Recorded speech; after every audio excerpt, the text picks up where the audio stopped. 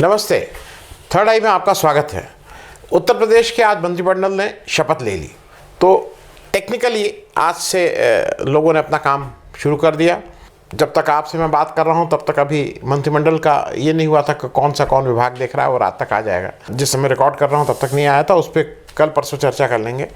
भव्य कार्यक्रम था, और भव्य कार्यक्रम में इसलिए बोल रहा हूँ कि सारे लोग, विपक्ष भी जब कहीं का मुख्यमंत्री की शपथ होती है तो वो भी जुटाता है, वो दिखाना चाहता है कि मेरी कहाँ कहाँ एकता है, मेरी कहाँ कहाँ पहुँच है। ये हर जगह होता है, लेकिन एक फ़र्क है, विपक्ष के जो मुख्यमंत्री का शपथ ग्रहण होता है या कैबिनेट का शपथ ग्रहण, और यहाँ में विपक्ष जब जुटाता है लोगों को तो वो अलग अलग खेमे से लोग आते हैं।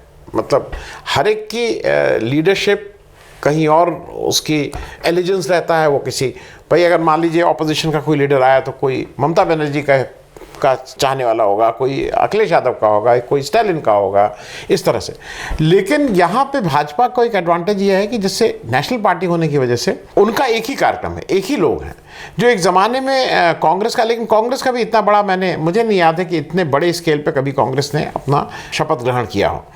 ये शपथ ग्रहण बड़े स्केल पर था। दो चीज़ें थी, एक तो लोगों तक संदेश भी पहुंचाना था कि भव्यता, उल्लास, क्योंकि इवेंट ठीक से करती है, इसमें कोई दो राय नहीं है, ये भाजपा की एक यूएसपी है इवेंट करना।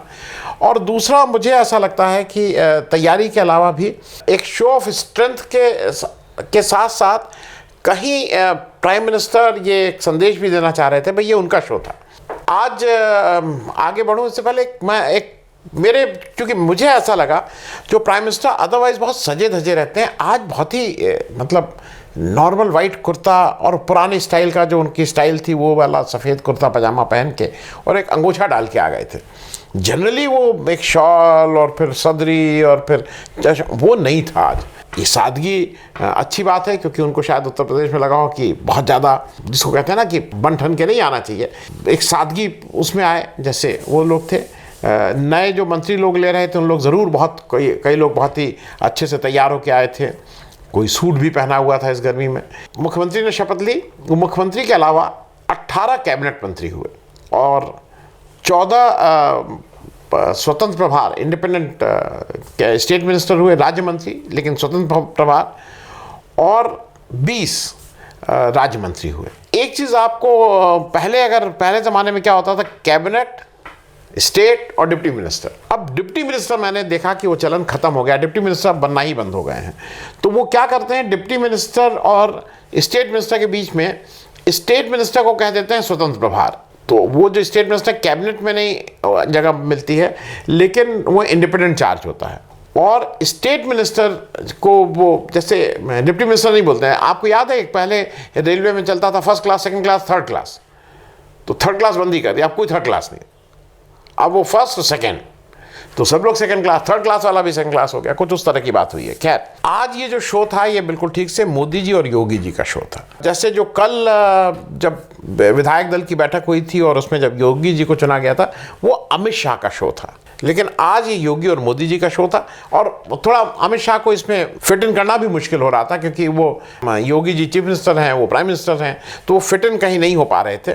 लेकिन मंत्रिमंडल पे अमित शाह साहब की साफ छाप दिखाई दी। ये मंत्रिमंडल अगर किसी ने ठीक से बनाया है और किसी ने इसके नाम फाइनल किए हैं, वो बिल्कुल स्पष्ट है कि उसमें अमित शाह साहब का ही चली है। एक एक करके शुरू करते हैं। जैसे deputy chief minister Keshav Prasad Maurya ji चुनाव हार के आए थे, और केवल अपना ही चुनाव नहीं हारे थे, अपने पूरे ज़िले में उनकी 3 सीटें बीजेपी हार गई थी, लेकिन फिर भी उनको रिटेन रखा गया।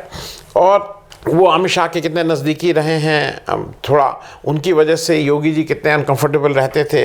मतलब कहीं ना कहीं एक ये रहता था कि भाई ये एक ऑल्टरनेटिव है, उनको रिटेन किया गया, उनको बैकवर्ड चेहरे के रूप में उनको रिटेन किया गया है। लेकिन ब्राह्मण फेस चेंज किया गया, और ब्राह्मण फेस दिनेश शर्मा की जगह ब्रिजेश पाठक को लाया गया। ब्रिजेश पाठक ये जग जाहिर है कि ब्रिजेश पाठक की जो ताकत है वो दिल्ली से है, तो उस दिल्ली की ताकत की वजह से ब्रिजेश पाठक आए। मैं ये भी मैं साथ में ज़रूर जोड़ दूं कि ब्रिजेश पाठक अगर ब्राह्मण फेस लाना तो अच्छी चॉइस है। लखनऊ से हैं। और ब्रजेश पाठक और केशव मौर्य की स्ट्रेंथ मैं बता दूं, आज वीकनेस की बात ज़्यादा नहीं करेंगे, दोनों की स्ट्रेंथ ये है कि दोनों लोग सुलभ हैं, दोनों लोगों से आदमी मिल सकता है। नहीं तो अभी क्या हो गया है कि इवन स्टेट मिनिस्टर से मिलना ही मुश्किल होता है। लेकिन ब्रजेश पाठक और केशव मौर्य जी, इन दोनों के यहाँ अगर कोई भी आदमी चला जाता है वो उनसे मिल सकता है। उसकी जो समस्या है उसका कितना वो होगा वो अलग बात है। ब्रजेश पाठक जी के लिए तो बिल्कुल साफ है कि वो अपनी तरफ से पैरवी कर देते हैं। अब वो पैरवी किसकी कितनी कामयाब हुई नहीं हुई वो अलग बात है, लेकिन वो सुलभ है। ये एक बड़ी अच्छी बात है दोनों नेताओं के लिए। दिनेश शर्मा जी का ड्रॉप होना कोई मेरे लिए बहुत अचंभा नहीं था, क्योंकि मुझे आज तक नहीं समझ में आया कि दिनेश शर्मा जी में खूबी क्या है। वो दो बार यहाँ के मेयर रहे लखनऊ के, और लेकिन उनका कोई वोट बैंक ही नहीं है। वो कहीं ना किसी को जिता सकते हैं ना हरा सकते हैं। वो राष्ट्रीय उपाध्यक्ष थे अमित शाह के साहब के साथ। वो जो मंत्रालय मिला उसको भी ये नहीं हुआ ना कि जैसे होता है कोई मंत्रालय मिलता है चमका दिया, बिल्कुल कोई मंत्रालय भी उनका नहीं चमका। तो उनकी स्ट्रेंथ मुझे आज भी नहीं समझ में आई है। तो उनका ड्रॉप होना कोई बहुत अचंभे वाली बात नहीं थी। अब ऐसा कहा जा रहा है कि उनको कहीं संगठन में जगह दी जाएगी या कहीं और उनको किया जाएगा। महिलाओं में कम से कम इस बार एक कैबिनेट, 4 महिलाएं मंत्री बनी, एक कैबिनेट, एक स्वतंत्र प्रभार और 2 राज्य मंत्री। पिछली जो सरकार थी उसमें कोई कैबिनेट में कोई महिला नहीं थी। कम से कम ये अच्छा हुआ कि बेबी रानी मौर्य जो गवर्नर रही हैं, राष्ट्रीय उपाध्यक्ष रही हैं, इन सब जगह पे रही हैं, तो उनको अगर कैबिनेट में स्थान मिला तो ये अच्छी बात है। कम से कम एक कैबिनेट में कोई महिलाएं भी आएँ। मेरे हिसाब से थोड़ी महिलाओं की और अगर रिप्रेजेंटेशन होता तो अच्छा था। मतलब 53, अगर मुख्यमंत्री को ले लें 53, नहीं तो 52 में 4, बहुत अच्छा रिप्रेजेंटेशन नहीं है। थोड़ा और रिप्रेजेंटेशन बढ़ना चाहिए था। परिवारवाद की बात बार बार, क्योंकि बीजेपी कल भी बोले थे अमित शाह साहब अपने भाषण में, नासूर है। अब ये परिवारवाद की जरा डेफिनेशन करना बड़ा मुश्किल है। अनुप्रिया पटेल जी केंद्र में मंत्री, पति आशीष पटेल जी यहाँ पे मंत्री बना दिए गए। तो क्या अपना दल में और कोई नहीं था? मतलब पति पत्नी के अलावा और कोई नहीं है। लेकिन ये परिवारवाद नहीं माना जाएगा, क्योंकि भाई ये वहाँ से है। संजय निषाद जी के पुत्र एमपी हैं, उनको एमपी केंद्र में बैठे हैं। संजय निषाद यहाँ मंत्री बना दिए गए। हालांकि संजय निषाद को तो बनाना इसलिए ज़रूरी था, वो जितना हल्ला मचा रहे थे, अगर आपको याद हो, इलेक्शन से पहले मार यहाँ छटपट कर रहे थे, तो उनको तो मंत्री बनना करीब करीब तय था। लेकिन ये भी है कि उनको जब जो कैबिनेट का भाई एक हायरकी तो चलती ही है, क्योंकि उसी हायरकी के हिसाब से, सीनियरिटी के हिसाब से लोग शपथ लेते हैं। तो सबसे पहले मतलब मुख्यमंत्री ने ली, फिर केशव मौर्य जी, फिर ब्रजेश पाठक जी, फिर सुरेश खन्ना जी, फिर सूर्य प्रताप शाही, इस तरह से चल रहा था। उसमें संजय निषाद जी 18वें कैबिनेट मंत्री हैं। 16 तो बीजेपी के रहे, 17वां आशीष पटेल थे जो अपना दल से थे, और फिर संजय निषाद को रखा गया। संजय निषाद जी हालांकि उम्र में आशीष पटेल से बड़े हैं, अगर वैसे सोचिए तो 17वें नंबर पे भी आ सकते थे, लेकिन अभी ये बाल की खाल निकालने वाली बात होगी। वो नितिन अग्रवाल साहब, अब नितिन अग्रवाल साहब अगर यहाँ बन रहे हैं तो ये माना जाता है भाई वो परिवारवाद नहीं है। ये मैं एक रेफरेंस की वजह से कह रहा हूँ। संदीप सिंह, कल्याण सिंह साहब के पौत्र, उनको भी मतलब बनाया गया है। लेकिन पंकज सिंह का जब आ रहा है नाम, तो वहाँ पे वो परिवारवाद है। उसको कहा जा रहा है कि नहीं वो परिवारवाद है, इसलिए राजनाथ सिंह जी के लड़के पंकज सिंह को नहीं बनाया जाएगा। जबकि पंकज सिंह रिकॉर्ड वोट से जीत के आए हैं, मतलब 1 लाख के ऊपर वोट से जीत के आए हैं। आशुतोष टंडन को बाहर निकाल दिया गया है, क्योंकि ये मेरे लिए थोड़ा चौंकाने वाली बात थी। आशुतोष टंडन, महेंद्र सिंह, ये सब लोग लोकल थे, बीजेपी के लोग थे, लेकिन इन लोगों का सॉफ्ट कॉर्नर कह लीजिए, या ऐसा माना जाता है कि मुख्यमंत्री से के ये थोड़ा ज़्यादा विश्वसनीय थे। तो क्या योगी जी की नज़दीकियाँ ही इनके कारण बनी इनको ड्रॉप करने का? क्योंकि आशुतोष टंडन के पिताजी लालजी टंडन हैं, अच्छा नाम है, उनके प्रति लोगों का एक सद्भाव है, उनको क्यों ड्रॉप किया गया उसका बहुत कारण नहीं समझ में आ रहा है। अच्छा, कितने लोगों को ये अकोमोडेट करेंगे नहीं मालूम, क्योंकि बहुत से लोग ड्रॉप हुए हैं, केवल यही लोग ड्रॉप नहीं हुए हैं। श्रीकांत शर्मा को ड्रॉप कर दिया। अब श्रीकांत शर्मा, मुझे ठीक से याद है जब 2017 में आए थे, उसके बाद एक चर्चा ये चली थी कि अगर कभी ब्राह्मण फेस कोई उत्तर प्रदेश में आके करना होगा तो वो श्रीकांत शर्मा होंगे, क्योंकि लक्ष्मण वाजपेयी जी को इन्होंने किनारे कर दिया है। श्रीकांत शर्मा जी ने बिजली विभाग को अच्छा चलाया भी था, इसमें भी कोई दो राय नहीं है। जो मैं ये नहीं कहूँगा आउटस्टैंडिंग, लेकिन अच्छा चलाया था, जैसा बिजली विभाग चलना चाहिए उस हिसाब से अच्छा चलाया था। कोई मेजर हड़ताल नहीं हुई थी, वो नहीं हुआ था, बिजली सुलभ थी, जिसको कहते भी भाई, जिसको बार बार कहा है, कहते भी थे मुख्यमंत्री की बिजली बिजली, उनको ड्रॉप कर दिया गया है। सिद्धार्थनाथ सिंह का ड्रॉप होना शायद कुछ लोगों का कहना है कि जो, लेकिन वो बहुत पहले हुआ था, जो मेडिकल वाली बात थी कि वो उसमें क्या, लेकिन वो अच्छे मंत्री माने जाते थे। मोहसिन रज़ा का ड्रॉप होने में मुझे कोई अचंभा नहीं हुआ है। दो तीन चीज़ें, एक तो मोहसिन रज़ा मुझे लग रहा था थोड़ा फ्रंट फुट पे ज़्यादा खेलने लगे थे। दूसरा जो एक फ़ोटो, जो लंबे लोग होते हैं ना, और ख़ास करके फ़ोटो, एक हमारे अधिकारी भी हैं लंबे वाले अधिकारी, आज भी वो अपना कहीं फ़ोटो मंत्रियों के बीच में तो नहीं खिंचा सकते थे, लेकिन एक जगह पहुंच के अपना फ़ोटो खिंचवा लिए कि जिससे पता लग जाए इधर उधर। मोहसिन रज़ा का ड्रॉप होना कोई अचंभा नहीं करता है, और उनकी जगह जो दानिश को लाया गया है, बलिया के हैं, अंसारी समुदाय से आते हैं, और सबसे बड़ी बात है मोहसिन रज़ा शिया थे। अब अगर आने वाली पॉलिटिक्स में बीजेपी को किसी समय, अब किस समय रियलाइज़ होगा या उनको मुसलमान वोट देंगे नहीं देंगे वो अलग बात है। जैसे इस समय कहा जा रहा है कुछ स्टडीज़ के हिसाब से कि भाई 8% मुस्लिम महिलाओं ने दिए, कि कितने परसेंट मुस्लिम महिलाओं ने, कुछ इस तरह की बातें आ रही हैं।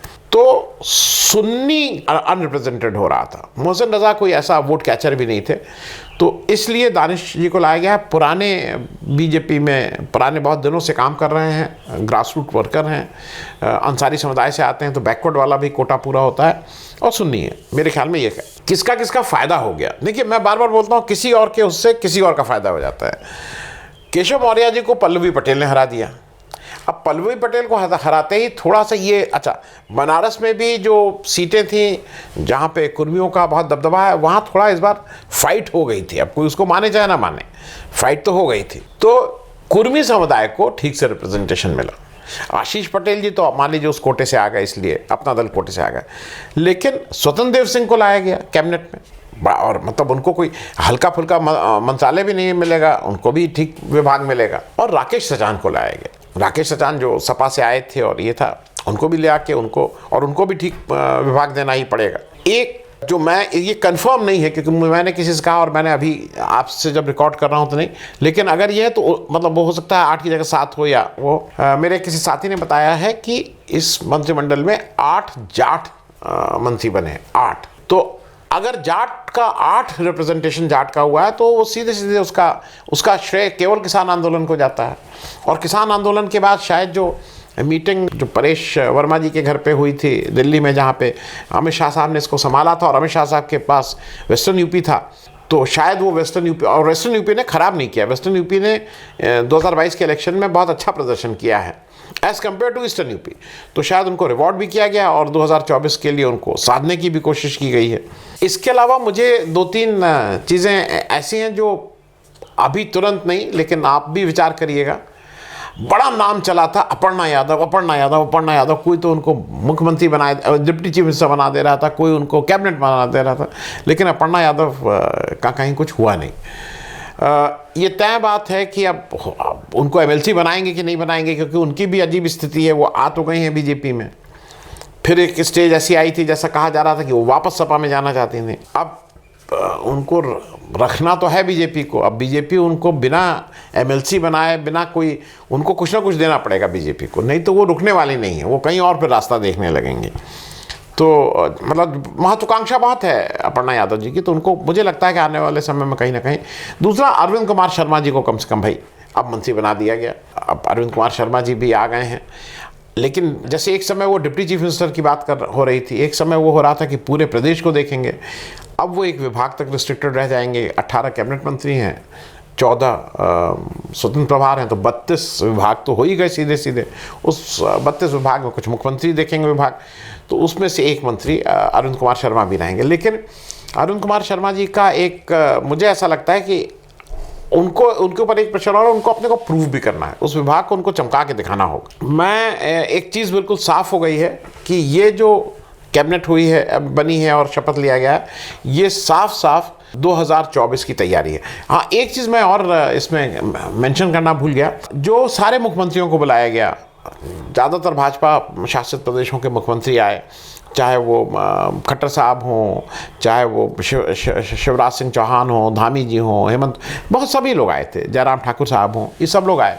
नीतीश को भी बुलाया गया। भाई नीतीश जी भी आए, नीतीश जी भी आके अपनी हाजिरी उन्होंने दर्ज की। केंद्रीय मंत्री सब थे, गडकरी साहब थे, राजनाथ सिंह साहब तो थे ही। कल राजनाथ सिंह साहब की कमी अकर रही थी कि भाई राजनाथ सिंह साहब क्यों नहीं है। नड्डा जी तो थे, ये स्मृति ईरानी थी, ये सारे लोग थे, महेंद्र शर्मा जी थे, सब लोग थे, अनुराग ठाकुर थे। इवेंट खूब भव्य बना, अच्छा इवेंट है। एक चीज़ कहीं थोड़ी सी बस एक कमी खली, जो अंत में मैं इसलिए कह रहा हूँ, विपक्ष का कोई व्यक्ति नहीं था। हालांकि विपक्ष अब है ही नहीं, विपक्ष कहने को केवल समाजवादी पार्टी है। लेकिन मुझे ऐसा लगता है कि जैसे पिछली बार 2017 में अखिलेश यादव भी आए थे, मुलायम सिंह यादव भी आए थे, इस बार कोई नहीं था। मतलब एक अच्छा माहौल है। मुझे अगर विपक्ष को प्रॉपर इन्विटेशन गया है, प्रॉपर वो गया है, मुझे मालूम नहीं, और अगर उसके बाद वो नहीं आए हैं तो मुझे ऐसा लगता है ये अच्छी परंपरा नहीं है, विपक्ष को आना चाहिए था। और अगर ठीक से नहीं बुलाया गया और उनको लगता है कि भाई उनको जो सम्मान या जो स्थान देना चाहिए था नहीं मिला, तो वो उनका प्रेरोगेटिव है। लेकिन विपक्ष का इस तरह के उसमें न रहना थोड़ा खटक रहा था। अब देखना यह है कि जैसे इस समय कुछ समस्याएं जो थी वो हैं, बार बार कह देने से या कहीं विज्ञापन दे देने से समस्याएं समाप्त नहीं हुई हैं। आशा है और इस बात की ईश्वर से प्रार्थना है कि ये जो कैबिनेट आई है, ये अब इसको ये दिक्कत तो है नहीं कि मैं 5 साल की जगह 2 साल में, मेन चक्कर क्या है कि 2 साल में रिजल्ट देना है, तो कम से कम कुछ अच्छे काम जो आदमी को दिखाई दें और जिसके लिए कहना ना पड़े कि देखो ये मैंने दिया, ये मैंने दिया, लोग खुद बोलें कि हाँ मुझे ये मिला, मुझे ये मिला। ऐसा कुछ ज़रूर होना चाहिए, क्योंकि उत्तर प्रदेश का विकास तभी संभव है जब ग्राउंड पे कुछ होगा। उत्तर प्रदेश का विकास मतलब देश का विकास। चलिए, उम्मीद करते हैं कि नई कैबिनेट ज़रूर कुछ ना कुछ अच्छा करेगी। Thank you so much.